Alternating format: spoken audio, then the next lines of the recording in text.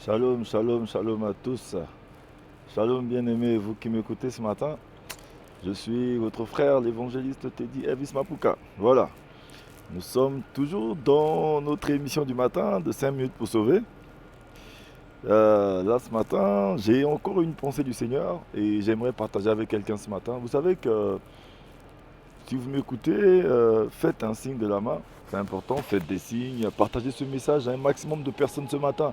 Partagez sur votre page, invitez d'autres personnes à écouter ce message qui va fortifier vos frères et vos sœurs. Vous savez, ce matin, le Seigneur me met à cœur de parler à quelqu'un, de parler à mon frère, de parler à ma sœur. Mais vraiment, je vous assure qu'avant de continuer de parler, mais j'aimerais d'abord dire à quelqu'un que notre Dieu est bon. Nous avons un Dieu qui est bon, il est bon et il est bon et il est bon. Sa bonté dure à jamais. Il est fidèle, il veille sur sa parole pour l'accomplir. Ce matin, toi qui désespères, je suis venu te parler. Vous savez que ce matin, le Seigneur me met à cœur de fortifier quelqu'un, d'encourager une personne, d'encourager mes frères, mes sœurs. Ce matin, j'aimerais t'encourager, toi qui suis ce message.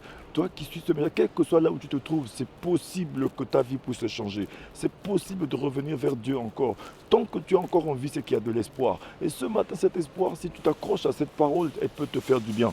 Mais j'aimerais vous partager ici la vie de quelqu'un qui est très importante dans la parole de Dieu. C'est parce que si dans la Bible, on a mis l'histoire de cette personne, c'est parce que cette personne avait de l'importance aussi.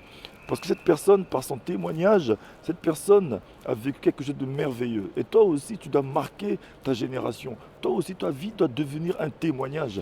Vous savez, cette histoire, je vais vous la donner. Pourquoi? Parce que je sais qu'il y a certaines personnes qui vivent des situations peut-être similaires ou même plus difficiles que cela.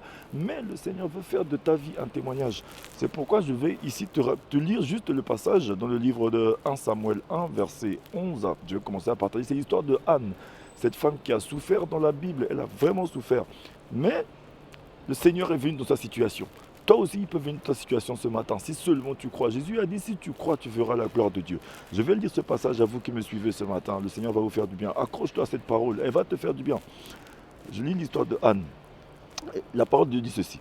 Elle fit un vœu en disant, Éternel des armées, si tu daignes regarder l'affliction de ta servante, si tu te souviens de moi et n'oublie point ta servante, et si tu donnes à ta servante un enfant mâle, je le consacrerai à l'Éternel pour tous les jours de sa vie, et le rasoir ne passera point sur sa tête. Comme elle restait longtemps en prière devant l'Éternel, Élie observa sa bouche. Anne parlait dans son cœur et ne faisait que remuer les lèvres, mais on n'entendait point sa voix, et Élie pensa qu'elle était ivre. Et il lui dit, jusqu'à quand serais-tu dans l'ivresse? Fais passer ton vin. Anne répondit, non, non, mon Seigneur, je suis une femme qui souffre en son cœur, et je n'ai bu ni vin ni boisson enivrante. Mais je répondais mon âme devant l'Éternel. Ne prends pas ta servante pour une femme pervertie, car c'est l'excès de ma douleur et de mon chagrin qui m'a fait parler jusqu'à présent. Et Élie reprit la parole et dit, va en paix, et que Dieu d'Israël exauce ta prière que tu lui as adressée. Alléluia, mon frère, ma soeur, toi qui me suis ce matin. Je me suis mis ici pour te parler. Je suis à la gare de Lyon. Ce matin, j'étais en train d'aller au travail, mais je me suis arrêté pour encourager une personne. Je me suis arrêté pour fortifier une personne avec cette parole du Seigneur. Ce matin, toi qui écoutes cette parole, accroche-toi à cette parole. Même si c'est la nuit, c'est le jour, à n'importe quel moment que tu suis ce message, la main de Dieu n'est pas courte pour toucher. Je parle de l'histoire de Anne. Pourquoi? L'histoire de Anne est similaire à l'histoire d'une personne qui souffre. Toi qui souffres une vie difficile, tu crois que tu es la risée de tout le monde. Tu crois que dans ta vie, il y a un changement qui peut venir. Mais ce changement ne peut que venir lorsque tu prends conscience de ta situation.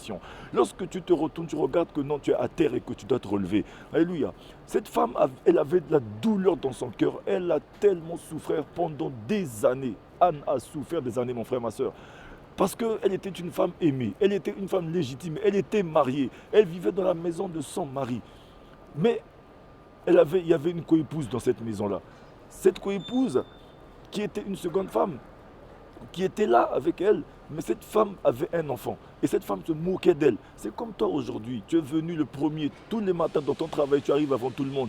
Tu fais le travail plus que tout le monde. Tu arrives, tu sais que partout, tu fais tout mieux que tout le monde. Tu pries même des fois, il arrive que même à l'église, là où tu pries, tu vois que tu pries, tu sers Dieu. Peut-être même que tout le monde, même les gens qui ne servent pas comme toi, les gens qui ne gênent pas comme toi, les gens qui ne font pas les sacrifices que tu fais.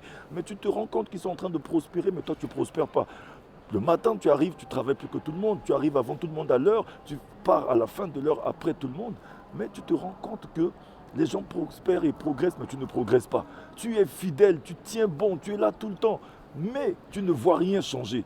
Mais le Seigneur aimerait te dire ceci. Vous savez, la marque des dispensateurs, c'est la fidélité. Reste fidèle dans ce que tu sais faire de bien. C'est en partant de ça que le Seigneur va te faire du bien. Mais le fait de rester juste fidèle et dans cette position ne peut rien t'emmener aussi souvent. Parce que la fidélité, bien sûr, tu es fidèle, mais tu as besoin d'agir, c'est de l'action. L'action aussi peut te pousser à ce que tu puisses vivre quelque chose de merveilleux. Bien sûr que tu es resté accroché à la parole, tu es resté accroché à ton église, tu es resté accroché à ton travail, tu es resté accroché à une situation. Mais tu as besoin aussi de te lever. Tu as besoin aussi de marcher dans la foi. Tu as besoin aussi de parler à Dieu parce que la parole de Dieu nous a dit que Anne a parlé au Seigneur. Alléluia. La parole nous dit que Anne a parlé. Elle a dit quelque chose. Elle a commencé à prier à Dieu. Elle a dit, Seigneur, si tu daignes te souvenir de ta servante. Aujourd'hui, toi aussi, tu peux dire à Dieu, Seigneur, souviens-toi de moi. Souviens-toi de ma fidélité. Et l'homme de Dieu même, vous savez que souvent les hommes de Dieu, les pasteurs, les hommes de Dieu qui sont autour de nous, ils ne sont pas Dieu. Ils sont des hommes de Dieu. Alléluia. Même, vous avez vu, Élie était un homme de Dieu, mais il croyait que cette femme était ivre. Elle n'avait pas perçu ce que cette femme avait perçu. Mon frère, ma soeur, ce que tu vis aujourd'hui, il n'y a que toi et ton Dieu. Toi, aujourd'hui, qu'est-ce que tu penses de toi? C'est le matin, c'est à cette heure-ci, à n'importe quel moment, mets tes genoux à terre, lève-toi. Ne reste pas couché ne reste pas là à pleurer de ta situation. Ta situation ne pourra changer que lorsque toi aussi tu changes, que lorsque tu changes ton attitude, c'est lorsque tu changes ta manière de voir les choses, c'est lorsque tu changes ta manière de prier, c'est lorsque tu changes la dimension de prière, c'est lorsque tu changes ta dimension de taille, ta façon de t'approcher du Seigneur.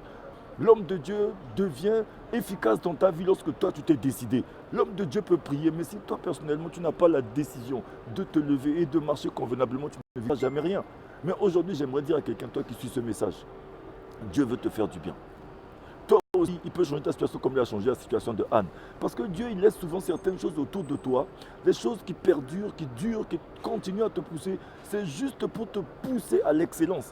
Certaines personnes, certaines situations, certaines choses qui perdurent, qui restent là accrochées à toi, c'est pour te pousser à l'excellence. La parole de Dieu dit, dans le livre de 1 Corinthiens 10, verset 13, que Dieu permet certaines choses qui arrivent dans nos vies pour nous modifier la vie.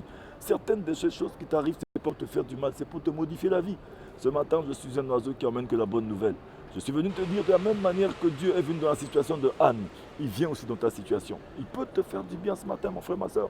Rien qu'au travers de ce message que tu écoutes, la décision que tu vas prendre après ce message, ta situation peut changer. Ta maladie, elle n'est pas impossible, elle peut partir parce que Jésus a le nom au-dessus de tous les noms. Il guérit toutes sortes de maladies, il change toutes sortes de situations. La parole de Dieu nous dit que le Saint-Esprit de Dieu qui était avec Jésus à la résurrection, s'il vit en nous, il ressuscite tout notre corps mortel. Ce matin, je déclare dans la vie de quelqu'un qui suit ce message que tu ne mourras pas, tu vivras, tu raconteras les œuvres de l'Éternel. Je déclare la vision des ossements desséchés dans ta vie. Tout ce qui est mort dans ta vie reprend vie ce matin au nom de Jésus. Mais lève-toi et marche. Lève-toi et accroche-toi. Change ta manière de penser. Change ta manière de voir les choses. Accroche-toi. Sois fidèle. Parce que le signe des dispensateurs des mystères cachés de Dieu, c'est la fidélité. Accroche-toi, le Seigneur va te faire du bien. Ce matin, je te dis shalom, je te fais un gros bisou. Passe une agréable journée. Passe un bon moment dans la présence du Seigneur.